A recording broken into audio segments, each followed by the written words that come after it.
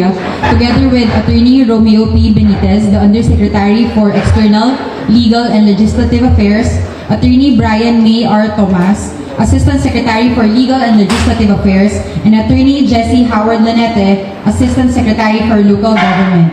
With that, to formally commence our briefing, may we now call on the SILG for his opening statement. Magandang umaga po sa inyo lahat. Ang kaligtasan ng publiko ay hindi negosyo. Ngayong araw, pinuputol natin ang isang malawakang sistema ng panlalamang sa Bureau of Fire Protection.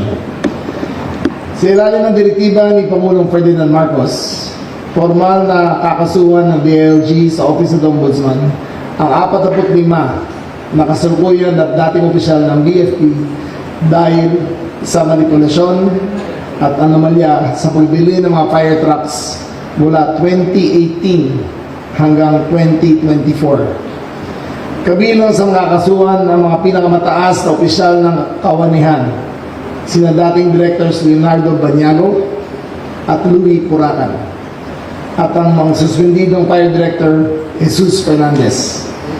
Isasama rin natin ang buong Bids and Awards Committee, pati na rin ang mga suppliers gaya ng Polymer Asia Incorporated at F. Cura Industries at iba pang posibleng kasabwat.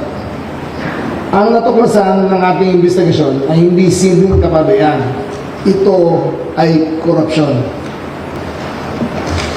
Ginamit ang mga pre-signed technical specifications.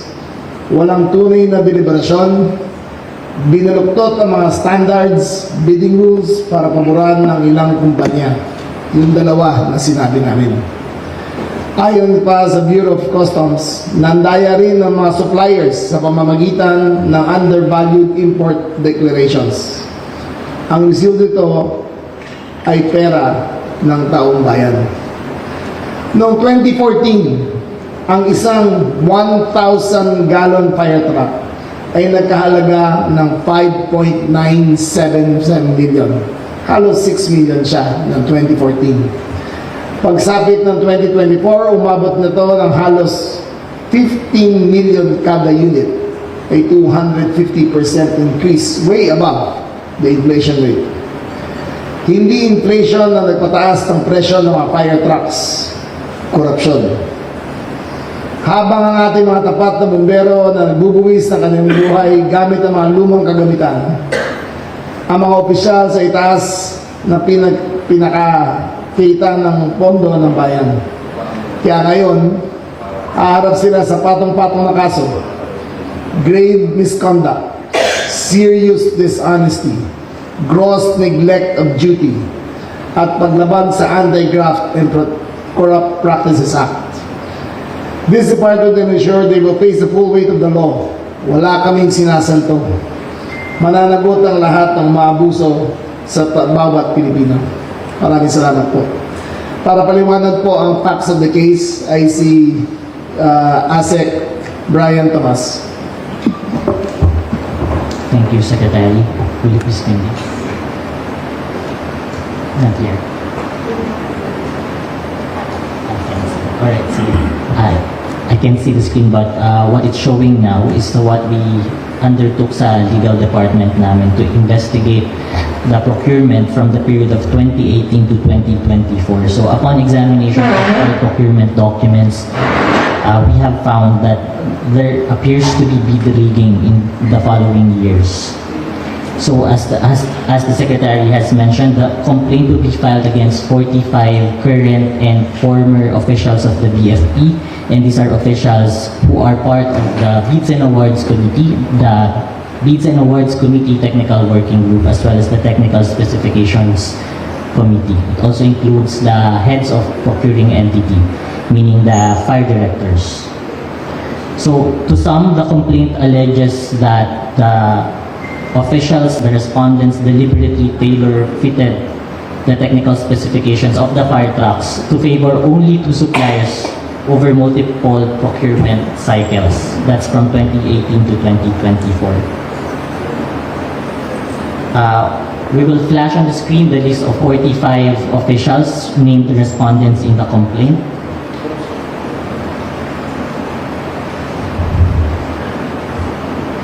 All this, as said, were part of the procurement process for the relevant periods.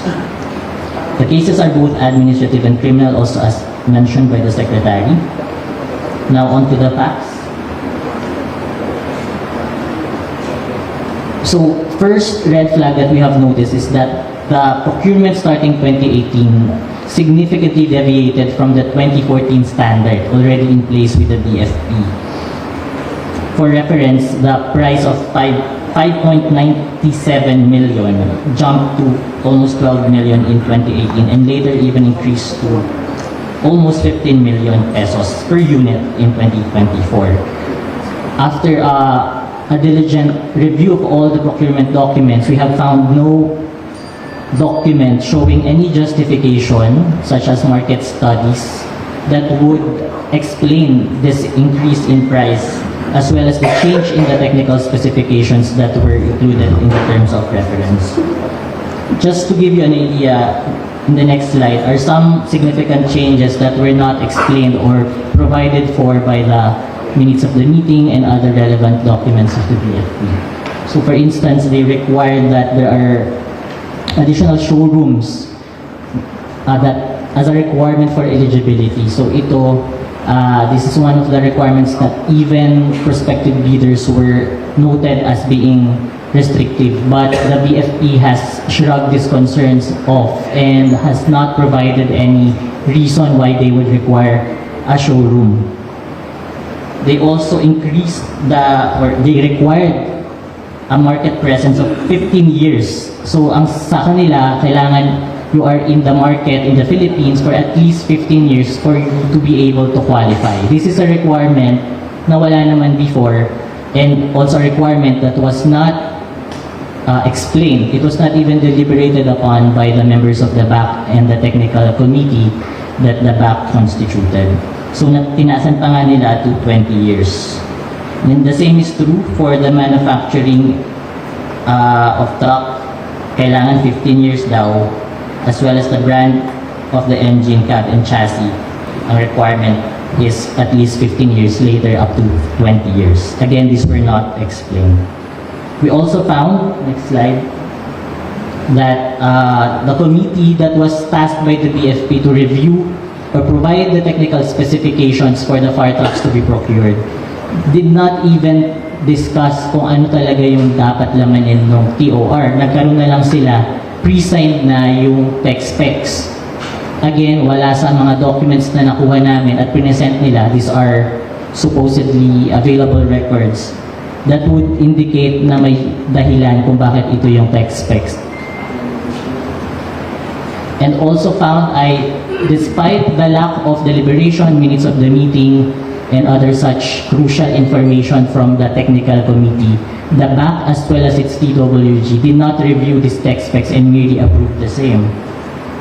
So this is contrary to the rules under the procurement law na ang duty ng BAC is to review these documents. Also, like I said kanina, during pre-bidding conferences, which under the law is an opportunity for prospective bidders to understand the technical specification for the procuring entity, in this case the BFP, to explain kung ano yung, bakit ito yung tech specs, ano yung kailangan nila. In this pre-bidding conferences, hindi na explain, merely binasa lang nila kung ano yung laman ng TOR. And despite questions from the prospective bidders, they did not in fact provide any explanation. Next slide. What they would say, they would just cut off these bidders, prospective bidders, and say na maglalabas na lang sila ng bulletin, but this never happened. So yun, these are the circumstances that would indicate that even before procurement began, they already have a supplier in mind, no? And the specifications, more or less, were designed specifically for these suppliers to win the bidding. Undersecretary Benitez would explain which bidders were awarded these contracts for 2018 to 2024. Thank you. Okay. is to show you the level, yung gaano kalalim ang collusion ng mga suppliers at ng Bids and Awards Committee. Papaliwanag ni Yusek Romeo Benitez ang findings namin sa pagbayad nila ng buwis sa customs at ang pagbenta nila doon sa market. Yusek. Thank you very much, sir. Now, for the record, now the winning bidders are Epcura Industries and Pongo Asia, and these are the only suppliers awarded the contracts from 2018-2024 procurements of the BFP. Now, we also did some extra work with some records of the Bureau of Customs, and we did find out that there are indicators or reports wherein circumstances indicative of fraudulent conduct on the part of the suppliers concerned were evident. Now, in particular, their import declarations as established by the BOC audit team covering a period or subsuming a period of 3 years, 2021 to 2024, now revealed a materially undervalued amount of the price of the part trucks. So this is the import declaration, which is 30%. No? It is undervalued at more than 30% in comparison with the legally determined values. Now this is the height of injustice to the government. Now, they normally declare the value of their part trucks at a certain price, now only to sell them at a price 2 times or even 3 times than the legally declared value. And what is more appalling is that the suppliers exhibited now this pattern of non-cooperation during our audit process, now with the permission of the media. Now, we did conduct an evaluation on the books, the records, and financial documents of these 2 suppliers, and unfortunately, they were recalcitrant. They did not provide us, they even refused us access to their books of accounts, supply agreements, or contracts, and all the financial records, and all the proof of payment. Now, despite after being informed that this is part of a regular government process, now leading to the promotion of the best interests of the department. That's the answer. Okay, thank you, Yusek. For the legal cases, para paliwanag ni Yusek Luneta. Asik Luneta. Thank you, sir. For my part, please allow me to briefly explain the legal basis of the cases that we will be filing. The department will be filing both criminal and administrative complaints before the Office of the Ombudsman arising from the procurement of these fire trucks within the BFP over a period, over several procurement cycles. On the criminal side, we will be primarily filing violations of Section 3E of Republic Act No. 3019, otherwise known as the Anti-Graft and Corrupt Practices Act. This provision penalizes public officers who, through manifest partiality, evident bad faith, or gross inexcusable negligence, cause undue injury to the government. Our review of the procurement records reveals several indicators that raise serious legal concerns. The first is that technical specifications imposed in the bidding documents were unduly restrictive. Requirements such as lengthy market presence thresholds, extensive service center requirements, and other conditions not directly related to performance or safety had the practical effect of limiting participation in the bidding process. These requirements were imposed without any clear market study or technical justification. Now, in government procurement, specifications must describe the needs of the government and not predetermine the identity of the winning bidder. We were also able to observe gaps in the operation of the procurement standards themselves. Documentation of deliberations was incomplete or absent, and these are precisely the kinds of circumstances that procurement rules are designed to prevent. Parallel to these criminal complaints, we will also be filing administrative cases against the public officials involved. The acts in question constitute grave misconduct, serious dishonesty, gross neglect of duty, and conduct prejudicial to the best interest of the service under applicable civil service and administrative disciplinary rules. Part and parcel with the filing of our complaint is the request with the Office of the Ombudsman to hold the respondents preventively suspended in the interim It is a measure to ensure that the investigation proceeds without undue influence, interference with the evidence, or intimidation of potential witnesses. Thank you. That's all. Questions? We'll be giving the press briefer later. So first question would be Andrea Salve from Billionario News Channel. Good morning, sirs. First question po, how much are we looking at, sir? Ilan po yung mga, we got the price po, no, yung per unit, pero dun sa period po na sinabi, magkano po ba yung nawala at ilan po mga fire trucks po yung pinag-usapan natin, sir? Ang estimated natin ay 350 fire trucks times 6 million pesos. Opo. And are we also looking at possibly charging ito po businesses po na involved dito sa alleged deliveries? Disagreements? They will be included in the charges because the complicity is very much apart. Alan Gatos of DCBB.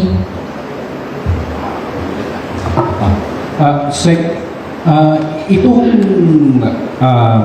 quick-reading sa procurement, papaano natin na-discover ito? Papaano nakarating ng impormasyon ito sa opisina po ninyo?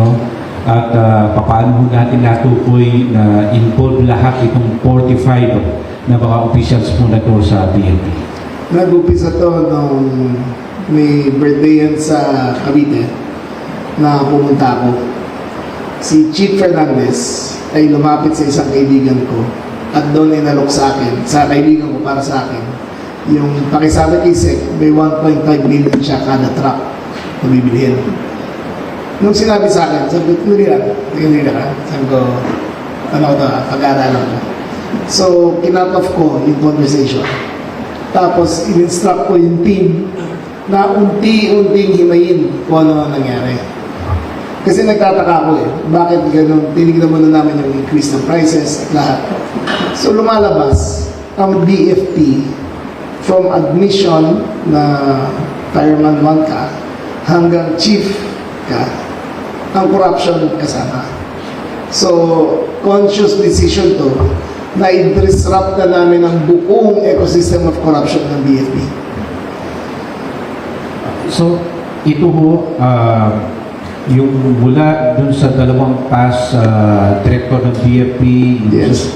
suspended, pati itong mga iba pa na mga involved, nakikita ho ba natin na yung scheme na lahat sila nakikinabang dito sa pag-rig sa procurement ng fire truck sa secretary? Sa tingin ko, hati-hati yan. Kasi alam nila lahat ay illegal na ginagawa nila.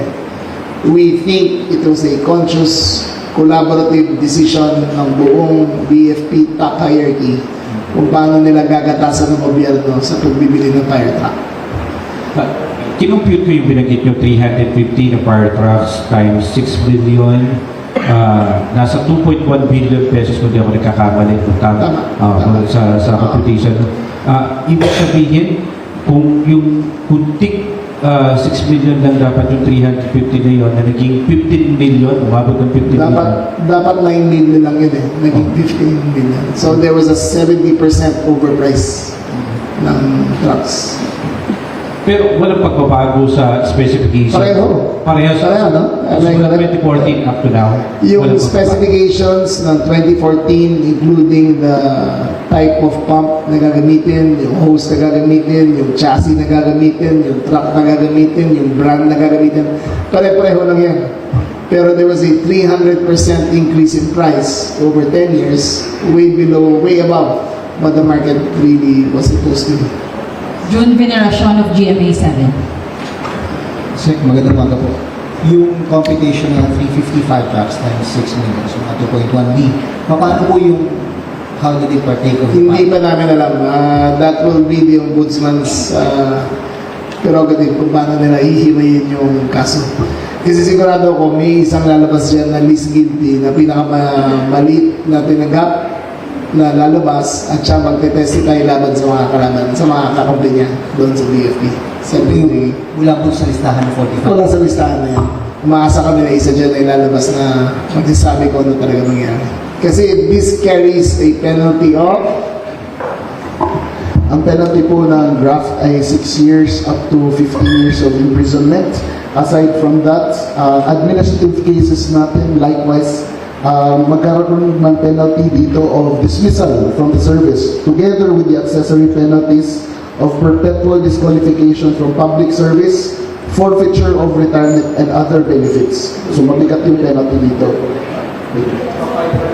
Kailan niyo pa-file? Sorry, kailan niyo pa-file? Kailan ba natin file? Hopefully, we can have it on Monday. By Monday? Yes, sir. So kung 2018, ganyan na yung problema, paano siya nakalusot despite of yung existing guardrails? Ano naman natin, may mga, nandiyan yung, sorry, na commission. Ano yan eh? It takes, kailangan mo talaga, una, malinaw ang mata mo. Pangalawa, wala kang balak na magpayaman dito.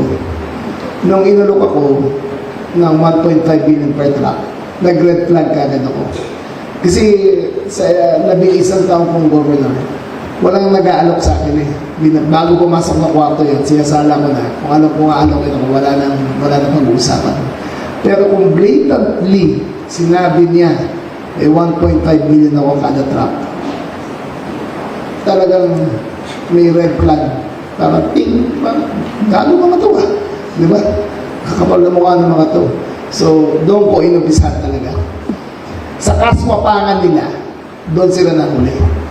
At kala nila, masasabot nila ako sa kaswapangan nila, doon sila nagkamali. Ayun na nagbukas ang pintuan para sila masukan. Karen De Guzman of ABS-CBN.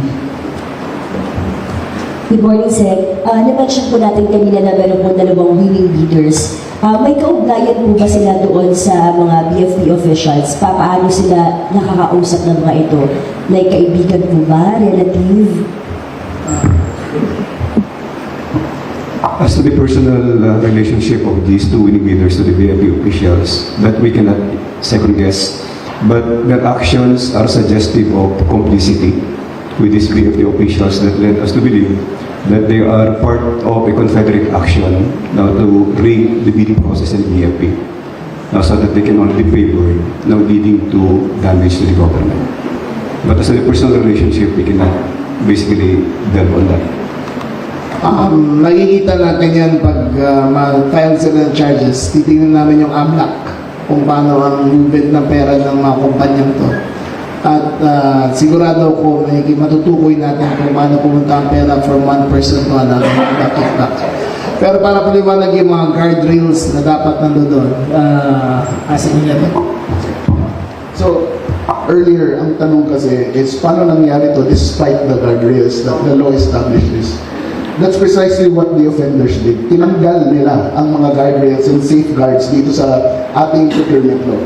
As an example, requirement natin na magkaroon tayo ng market analysis or market scoping before coming up with the approved budget of the contract. Dito, they did not conduct any market analysis at all. Another guardrail, we want to establish transparency for all these proceedings in that the law requires that dapat all deliberations between the Bids and Awards Committee during their pre-bidding conference, pre-procurement conference, opening of bids have to be recorded by minutes of the meetings. Dito, there was a failure, a deliberate failure at that, to record deliberations at wala ring minutes. Some of the guidelines include non-interference, walang conflict of interest. However, dito, ang nangyari, just to show you, it is supposed to be the Technical Specifications Committee which drafts the specifications, and then after that, it's supposed to be the TWG that evaluates it, and then it is the BAC that approves it. Ano yung nangyari dito? Pinagsama-sama lahat, such that wala nang naging process. These are the same people occupying multiple roles wherein they create the rules and they approve their own rules. Hindi na siya nagiging process, nagiging closed loop na lang. It's the same people agreeing amongst themselves already. These are clear badges of fraud. And kaya nga nila tinanggal yung guardrails in order to perpetrate this scheme. Thank you. Sa kidagdag naman po, ngayon po meron na tayong bagong OIC ng BFP. Paano po ba yung naging proseso po nun? And siya na rin po ba yung papalit talaga kay Director Fernandez? Starting last week ay nagtayo na kami ng panel interviews. We've interviewed 3 candidates so far and we have 4 more lined up. Ang nagpa-participate sa panel interview ay yung mga USEX at saka ASEX. Ako hindi ako kasama. Kasi pag doon ako, there seems to be a sort of intimidation sa kanila. So, just to make it fair at wala akong bias at walang palakasan sa akin, the USEX and ASEX sa dami nila will give me a recommendation kung sino tingin nila ang most deserving para dito. Last na lang po. Sir, today, this month is Fire Prevention Month and ang dami pong mga issues surrounding the BFP. Paano po ba ito makaka-apekto dun sa moral po nila or dun sa change of leadership? I hope it encourages the firemen to work harder. Kasi nakikita nila na sa hirap nila, lalo na yung mga rank and file na silang sumusugod sa sulong. Lalo na sila. Araw-araw, lalo na buwan ng Marso, Abril, buwis-buhay sila. Buwis-buhay yan. Pupunta dyan, gagawin nila lahat para mamatay ang sulong. Habang ginagawa nila yan, yung mga boss nila sa taas, nagpapataba lang. 45, 7 years, ayun ang records na makuha namin, yung ibang records hindi namin makuha eh. Pero in 7 years, in the last 7 or 8 years, walang ginawa yung mga boss nila kundi magpayaman habang nagsasakripisyo ang lahat sa ilalim. It should be the opposite. It should be leadership by example. So, sana ma-encourage sila that if they work hard, they will be promoted. At sana naman nagkaroon na ng moral hazard sa lahat ng mga bumbero na ang bumbero ay public service, hindi ito paraan para magpayaman o hindi ito paraan para umasenso ang buong pamilya mo. Bea Piniza of Bombo Radio Philippines.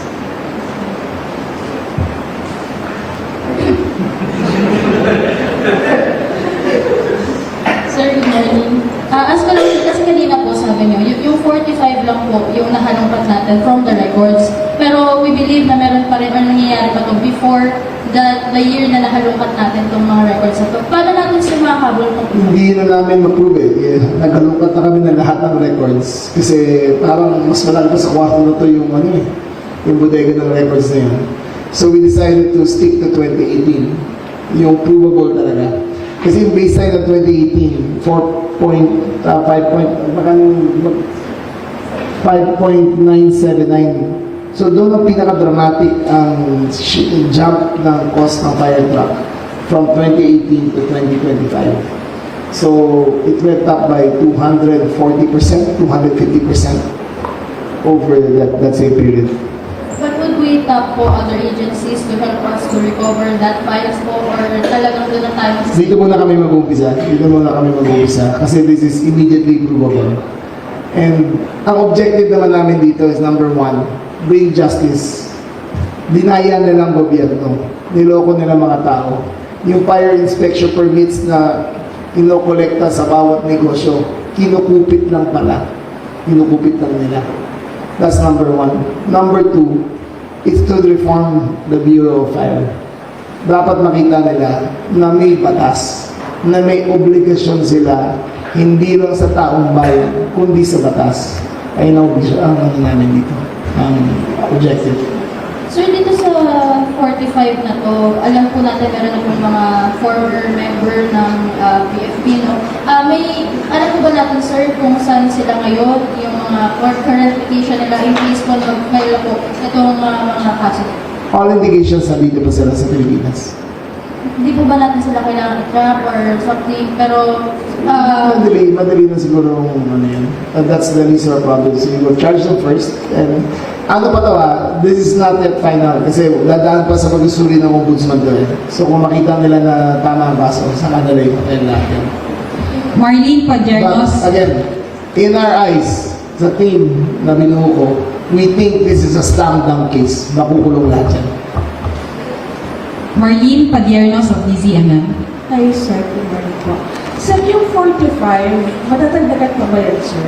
As papatuloy yung Yes, we incorporated John and Jane Doss in the name of the respondents. So we can still probably look or discover other complicites in the violation. Marami-rami, sir, yung 45. Paano yung operations ngayon ng Marami naman sila eh. Maraming very capable na mas bata. So, iaakit lang namin sila on OIC status. Depende sa gawin ng ombudsman sa kanila. But we will start already the replenishment kung sino naman nandiyan dyan. Kung sino kailangan papalitan na namin.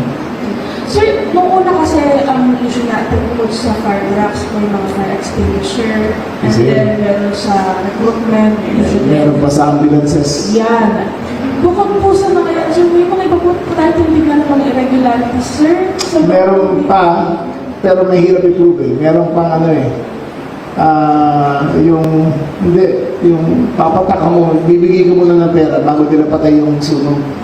Maraming reports na gano'n eh. So, i-investigate pa namin yan. Na kasi hihingi sila pang gasolina. Eh, may gasolina naman ang fire department eh. Pero ang words ginagamit nila, wala kaming gasolina. So, napipilitan yung may-ari na may establishment sa bigay ng pera para magpatay na sunog. Ayun, iniimbestigahan rin namin yun. Pero sa ngayon, sir, itong mga pangalan ito ay dawal na po ba sa ibang irregularities na nabanggit ninyo prior to this o tsaka yung binanggit mo? Dito muna kami. So, let's not speculate too far. Dito muna kami. Pero hindi ako sigurado kung meron na ditong kasama sa recruitment. Meron ba kasama dito? Wala pa dito. Yes, go ahead. With regard to other anomalies that may be investigated further, there are actually other allegations we are receiving. Like, simula tinatag ni Secretary yung task force, we have received several complaints na iba-iba talaga. So, even dito sa procurement and recruitment at fire inspections, meron ding mga sinasabing scheme regarding promotion and assignment. So, meron sinasabing you have to pay para hindi ka i-assign somewhere far, yung mga hardship assignments. So parang retention fee siya para sa mga empleyado. Meron din allegations of heads of the procuring entities daw mismo yung contractors, but these are still preliminary allegations, no? And like we have said last briefing, madalas sa mga complaints that we are receiving are anonymous, kaya we're still in the process of verifying. Pero by the look of it, dun sa dami na pare-parehas, iba-ibang region, we can say na meron din ganito pang ibang scheme maliban sa mga na reveal na ni Secretary. So we're still working on that, pero tama si Secretary, ang dami pa.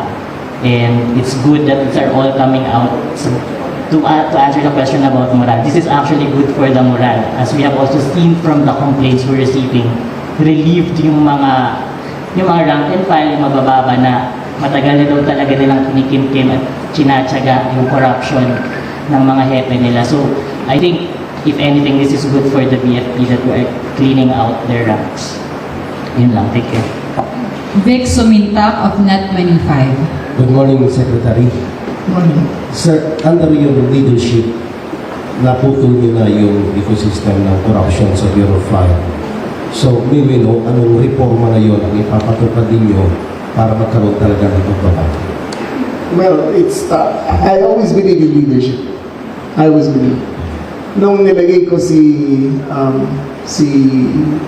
General Natates nung hindi pala ako, nung in-appoint ni Pangulong Bongbong Marcos si General Natates sa chief ng PNP, nakita nyo ang trust rating ng PNP umakyat ng gusto because he instituted reforms.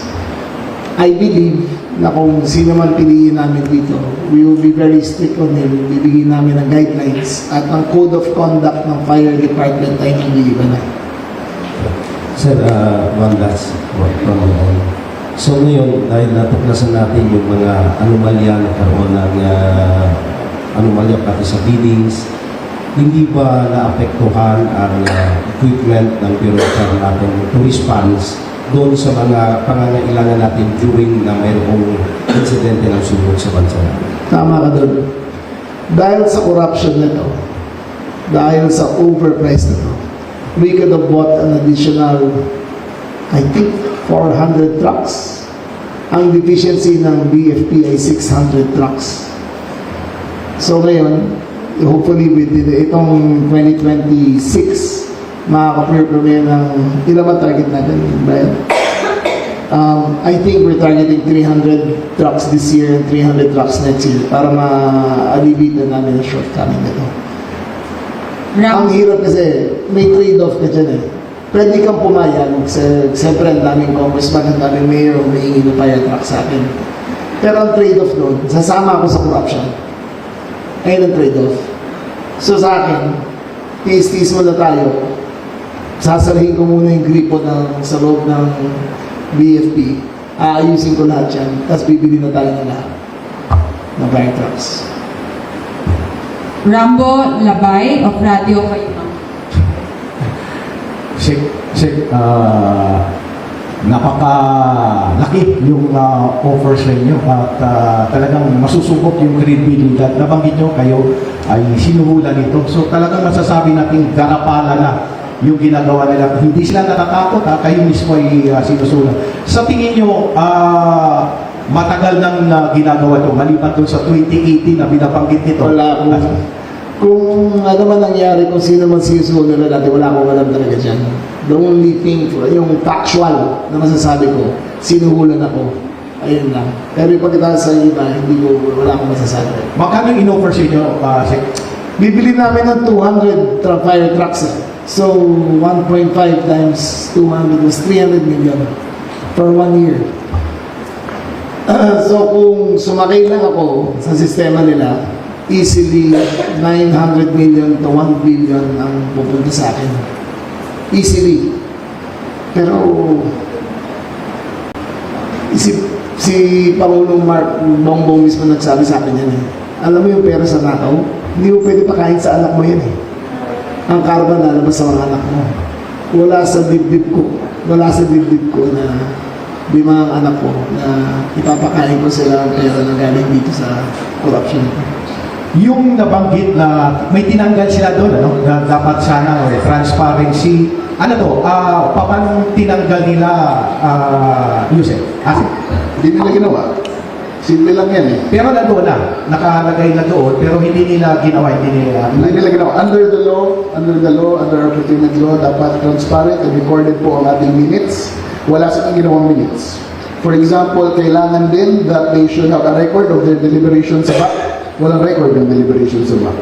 And marami po silang, and there are other budgets of fraud, no? Aside from yung sinabi natin na guardrails.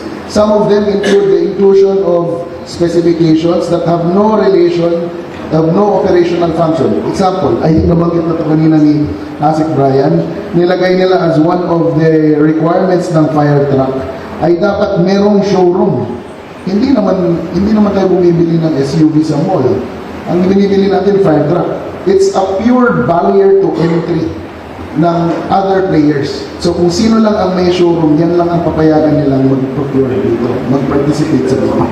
Isipin mo naman, the Philippine market for fire trucks every year does not exceed 300. Pati yung mga private, minsan sa division, hindi lalagpas sa 300. Ang binibenta ng Toyota Otis every day, kaya may showroom sila, is something like 200 cars a day. Isipin mo naman, hihingi sila ng showroom for 300, for our market of 300 vehicles. Diba? So that brings up the cost. Ano yung ginagawa nila? Anti-competitive ang ginagawa nila.